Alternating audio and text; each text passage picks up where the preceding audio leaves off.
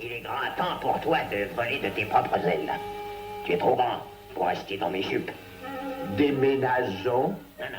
Et pourtant, aux États-Unis, un sondage révèle que 85% des propriétaires de magnétoscopes louent ou achètent des films enregistrés en France.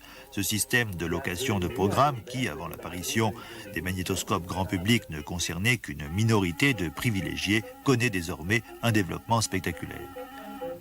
Mais pour Victor Bialek, premier grand patron de cette télévision à la carte, il ne s'agit pas de concurrencer les chaînes de télévision avec les vidéofilms.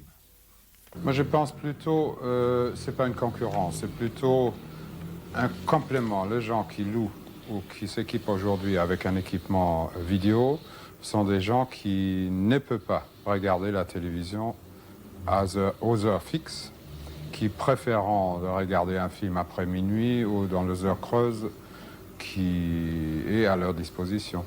Ah, je m'ennuie déjà de mon gentil petit dragon. Je le considère un peu comme mon propre fils. La télévision à la carte en 5 ans, je vois un peu comme le micro-sillon ou le disque qu'on trouve aujourd'hui dans chaque foyer. Si le prix des machines sont inférieurs qu'au prix aujourd'hui et les cassettes, y compris le système de location, est accessible à tout le monde, mais on trouvera dans tous les foyers un magnétoscope quand on trouve aujourd'hui un magnétophone.